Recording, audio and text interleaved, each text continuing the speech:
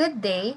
For today, we're going to discuss the second type of interest, which is the compound interest.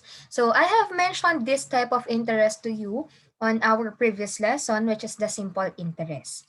Okay, so enable for us to better understand the concept of compound interest in comparison with the simple interest, let's try to answer this problem. So we have here, it says, Mang Tomas borrowed 40,000 at 6% interest for a period of 1 year. At the end of 1 year, so how much must he pay in total? So this problem, if you're going to analyze it, it is looking for the total amount of money that Mang Tomas will pay at the end of 1 year. Since he's going to borrow 40,000, which will earn 6% interest, and he is going to borrow this money for a year. So for this problem, it is clear that our unknown is the future value because we are looking for the total amount of money at the given period of time. Okay? And of course, enable for us to solve for the future value, we also need to compute for the interest. So now, let's try to identify what are the available or the given value from the problem. Starting with the 40,000, this is now our principal amount or our P. The 6% is our rate, which is equivalent to 0.06 once you divided it by 100. And our time is equal to 1. Now that our given are complete, we can now proceed in solving for our simple interest. And then after that, we can then compute for our future value. Okay? And in solving for the interest, if you can still remember, our formula is interest is equal to the product of P, R, and T. So by simply multiplying our given, the 40,000, 0.06, and the time, which is 1, we'll know that the interest is equal to 2,400 pesos. So meaning to say this is the interest that the money or the loan of Mang Tomas will earn after 1 year.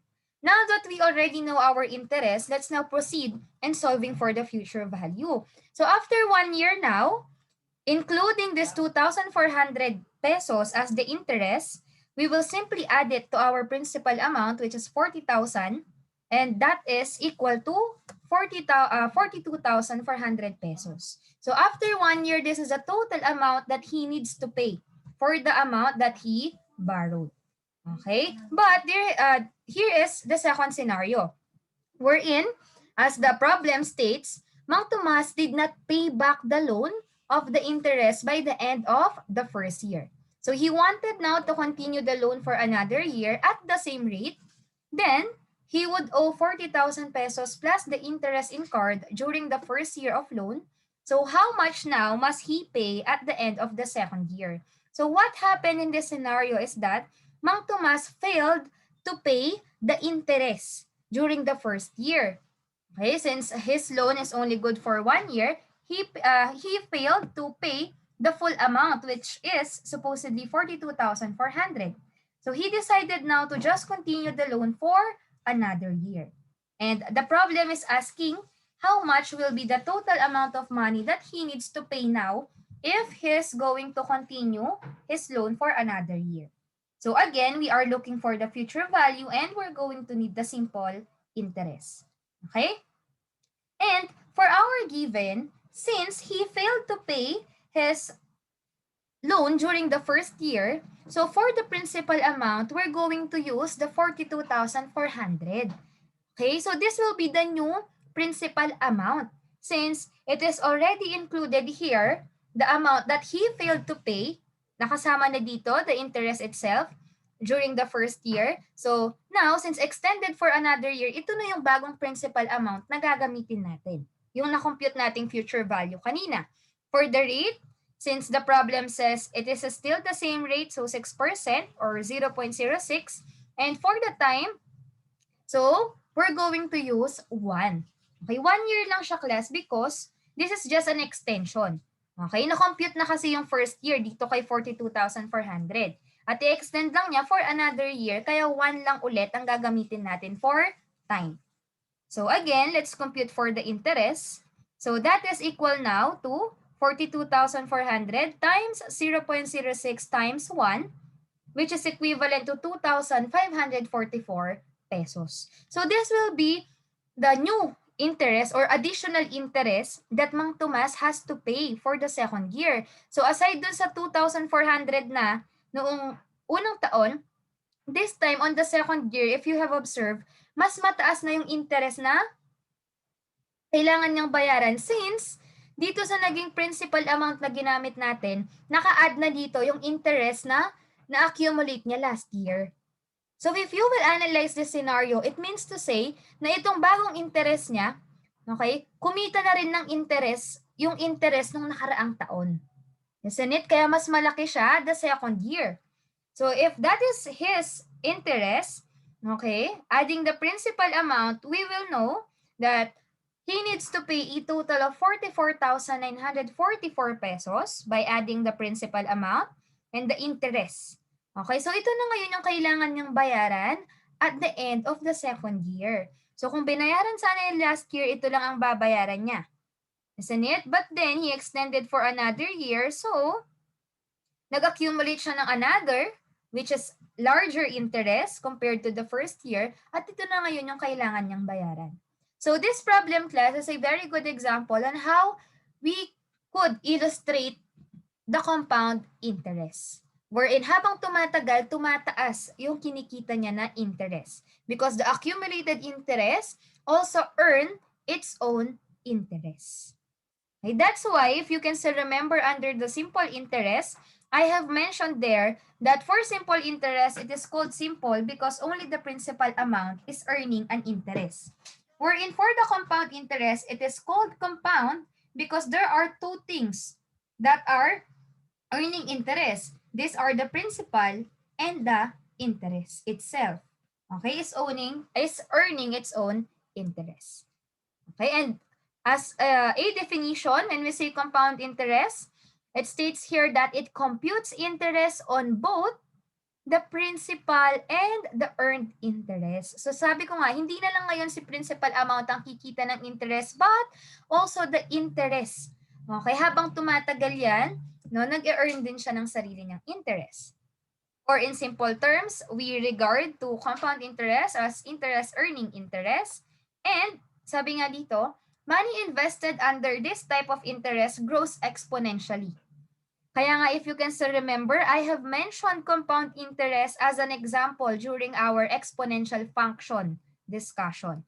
Because money that is invested under compound interest, it grows exponentially. Mabilis siyang dumoble, mabilis siyang dumami. Okay? Kaya nga, usually kapag sa bank or even sa home credit, di ba, minsan kapag kung i-compute mo yung interest na na-accumulate kapag nag-avail ka ng home credit, actually it's compounded. There are times na compounded yan na habang tumatagal, yung time na hindi mo siya babayaran, halimbawa ang in-avail mo is for 12 months, so mas mataas ang interest na babayaran mo dyan kumpara kung 9 months mo siyang babayaran. Okay? Ayan. So for compound interest, since it is a bit complicated compared to simple interest, that's why the formula that we are going to use now, it's a bit complicated as well. Okay, but later you will understand how we can use this formula. So for compound interest, the first thing that you need to solve is the future value. Okay, after getting the future value, it's the time for you, okay, to solve for the compound interest. So unlike, okay, in the simple interest wherein ang una nating kino-compute is the interest and the future value, kay compound interest, baliktad siya. Okay? Kasi kailangan mo munang i-compute si future before mo makuha yung ating compound interest. Okay? So it's the other way around for compound interest. Ayan. And our formula, which is future value is equal to P. P stands for the principal amount. Okay? Times 1 plus R over N, wherein R here is our rate. Okay, rate pa rin yan. Raised to NT, NT is time. So if you have noticed, may additional tayo ngayon na variable or letter, and that is N. And N stands for the number of compounding period. So, what is this compounding period? When we say compounding period, class, after or under the compound interest, it is possible that your money will earn interest more than once a year. Okay, kaya nga meron tayong iba't ibang compounding period starting with annually, which means that your money will earn interest once a year. Kaya nga ang gagamitin natin na value for n dito ay 1 lang. And usually sa simple interest, ganito lang yung way niya ng pagkita ng interest. It's only annually. Unlike kay compounding na meron kang 6 options. Okay, meron kang 6 possible na compounding period. Ayan. So kapag naman semi-annually, ang compounding period mo, meaning to say, twice a year na mag-earn ng interest yung money mo. Or every 6 months. Kapag naman quarterly, it means that 4 times a year. Kaya nga 'di ba sa basketball or sa class, 'di ba meron tayong 4 quarters na tinatawag. Ayan. Kapag naman monthly ang compounding period mo, it means to say that 12 times a year or monthly siya na kikita ng interest. And then for weekly naman, that is 52 kasi there are 52 weeks in a year. And then of course, kung daily naman is 365. So this numbers, class, this will be the value of n kung ano man dito sa compounding period yung mabanggit dun sa problem. So once na semi-annually yan, you're going to use 2 as the value for your n. If monthly naman, you're going to use 12. Okay? Ayan. So you must take note and always remember this compounding period. And if you have observed, they are all based in 1 year. Diba? Let's now try our first example. We have here, an account promises to pay 2.5% interest compounded monthly for 3 years. What is the future value of an investment worth 11,000 pesos? Okay, so it is clear from the problem that we need to compute for the future value. Okay, it's indicated in the question. Now, for our given, always remember that you need 4. Okay, you always look for the principal amount, the rate, the time, and n, or the compounding period. For the unknown, unlike kay simple interest na may times na nawawala si P, si R, si T, okay, kay compound interest for this lesson, ang laging ipapahanap ko lang is either the future value or the compound interest. Okay, so it's either of the two ang hinahanap. Ayan, for the unknown, or for the given rather, lagi kang may 4 dyan. It's the P, the R, the T, and the N. From the problem, our principal amount is 11,000 pesos. Our rate is 2.5. That is equivalent to 0.025. For our time, it is equal to 3 because it's 3 years. And for our N, always look for this word compounded. Okay, this is your clue para malaman mo na compound interest ang involved dito sa isang given problem. At the same time, the word next to compounded will tell you kung ano ang compounding period. So sabi dito, it's compounded monthly. So since it is monthly, the value now of our n is equal to 12. Diba? Yung dun sa table na pinakita ko kanina. Since our given are complete, let's now proceed in solving. Okay, using our formula. Ayan, yung pinakita ko kanina. So, simply substitute all the given. Okay, starting with P, which is 11,000. Okay, followed by... Okay, so starting with P, which is 11,000 pesos, times 1. So, 1 here, class, is constant. It's part of the formula. So, in any given problem, yung number dito will always be 1. Okay? Plus R, which is 0.25, divided by N, which is 12. Okay? Next, raised to 12 or raised to N times T. N again is 12 and then T is 3.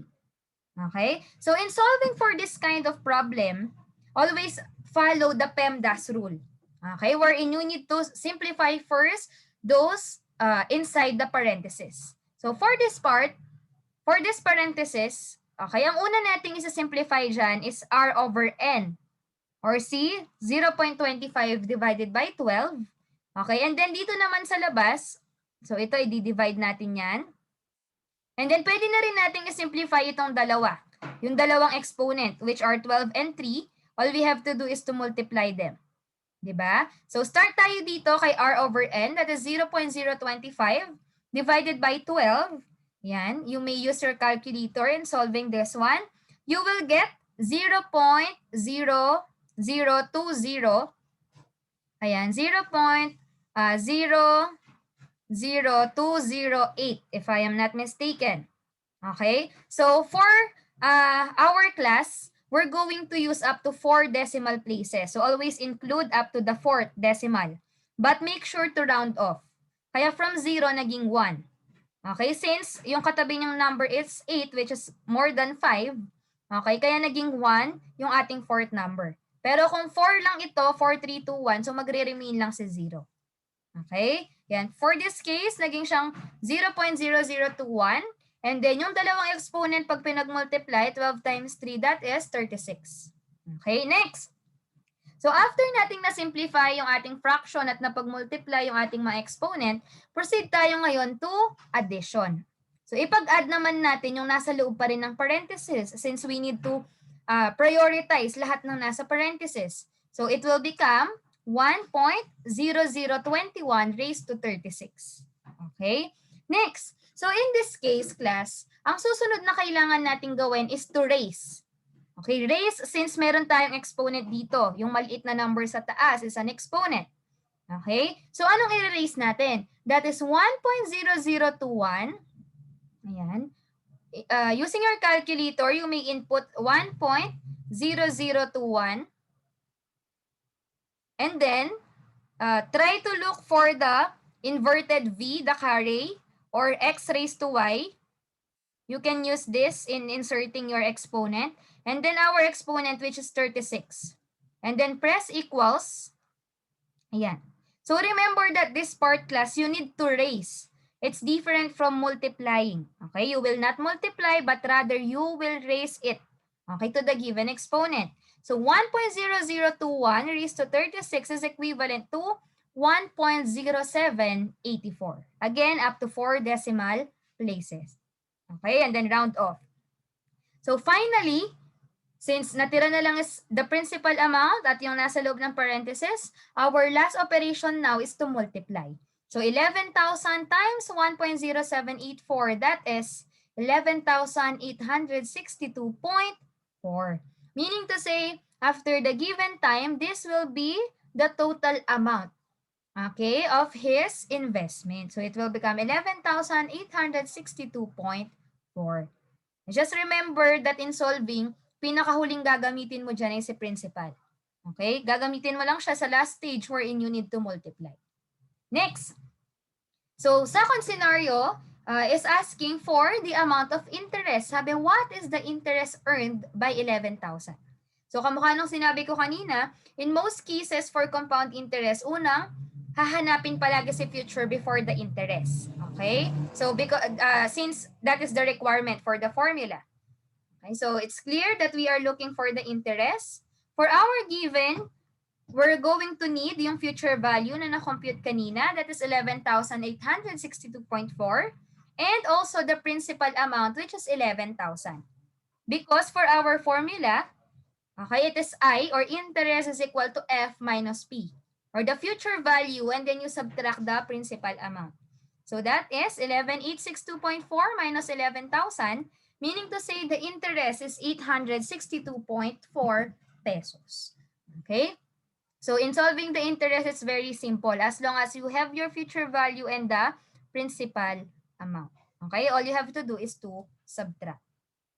Okay, let's try another example.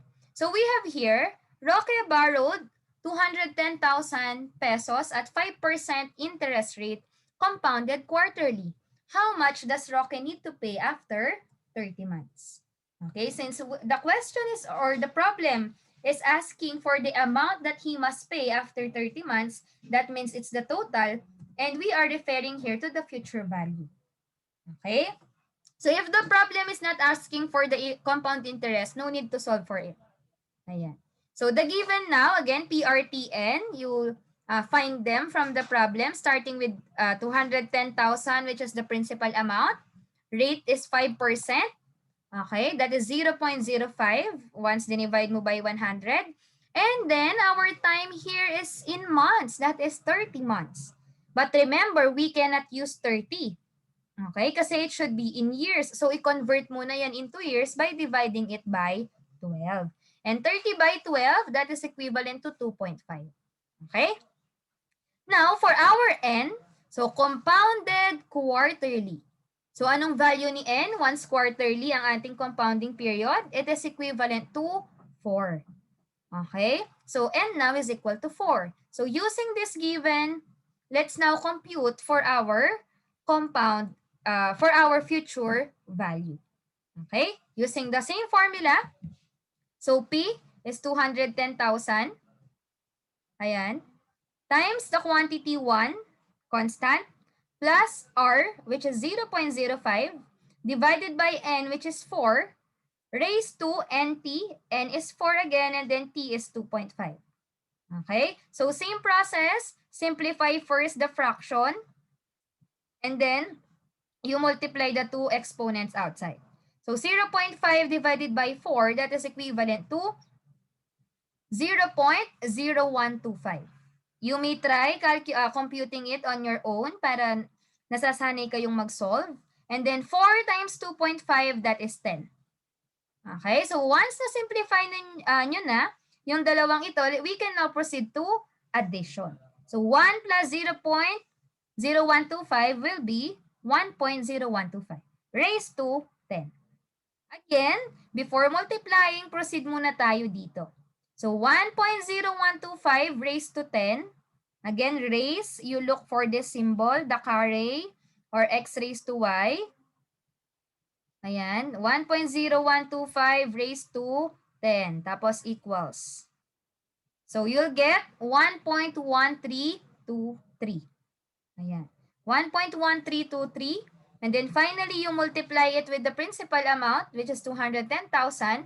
So meaning to say, after 30 months or 2.5 years, his loan or the amount he borrowed will become 237,783 pesos.